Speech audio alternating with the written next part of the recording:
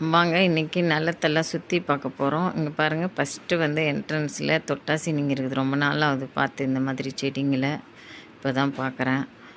அப்படி முந்தையெல்லாம் நிறைய இருக்கும், தோட்டம் சுற்றி இருக்கும். ஒன்று ஒன்றா தொட்டு தொட்டு பார்த்துட்டு வருவோம். இப்போ கொஞ்சம் தான் இருக்குது, எல்லாம் க்ளீன் பண்ணிகிட்ருக்காங்க, புல்லுலாம் எடுத்துகிட்டு. இப்போ ஒரே ஒரு செடி தான் இங்கே கொடியாக போயிருக்கு, இவ்வளோ தான் இருக்குது. அப்புறமா வந்து மாங்காய் தோட்டம் இருக்குது, சப்போட்டா மரம் இருக்குது. அது குட்டி குட்டி காப்பி கொட்டை மரம் மாதிரி இருக்குது. அது என்ன பழம்னு தெரியல, அதையும் பார்க்கலாம். தொட்டாசி பாதாம் மரம். அப்புறம் வந்து இன்னும் 2-3 மாங்காய் வகையிலே 2 கிளி மூக்கு மாங்காய். அப்புறமா வந்து செந்தூரா, அந்த மாதிரி நிறைய இருக்குது. மல்லிகைப்பூ இருக்குது பக்கத்தில் தோட்டம், அதையும் அப்படியே பார்த்துட்டு பக்கத்தில் இருக்கிற செடியெல்லாம் பார்ப்போம். இது என்ன பூவுன்னே தெரியல, கண்டுபிடிக்க முடியல. மல்லி வந்து அடுக்கு மல்லி இருக்குது, குண்டு மல்லி இருக்குது, இது ரோஸ் மல்லி மாதிரி இருக்குமே அது இருக்குது. எல்லாம் அப்படியே பார்த்துட்டு கொஞ்சம் இப்போ வந்து மாங்காய் தோட்டத்துக்கு போகிறோம். மாங்காய் வந்து இது வந்து கிளி மூக்கு மாங்காங்க, வெட்டு மாங்காய் சொல்கிறாங்க. மாங்காய் தோட்டு மாங்காய் இது நல்லா கொத்து கொத்தாக பெரிய சைஸில் வந்து இருக்குது. லாஸ்ட் டைம் வரச்ச வந்து குண்டு மாங்காய் எல்லாம் இருந்தது. இப்போ வந்து வெறும் இந்த மாங்காய் மட்டும் தான் இருந்தது. இந்த ஊறுகாய் போடுறதுக்காக இது எடுத்திருக்கேன். பங்கனப்பள்ளி சொல்லுவாங்க, மாங்காய் ஊறுகாய் மாங்காய். அது மரம் இருந்தது, அது இல்லை, அது இப்போ காணோம்.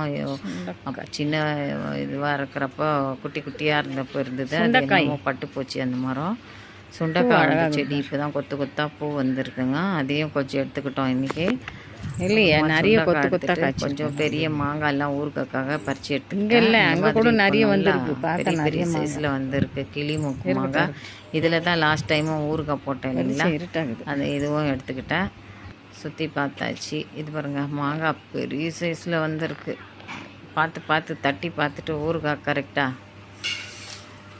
சுண்டைக்காய் செடி பக்கத்தில் வந்து இருக்குது. பெரிய மாங்காய் பாருங்கள்.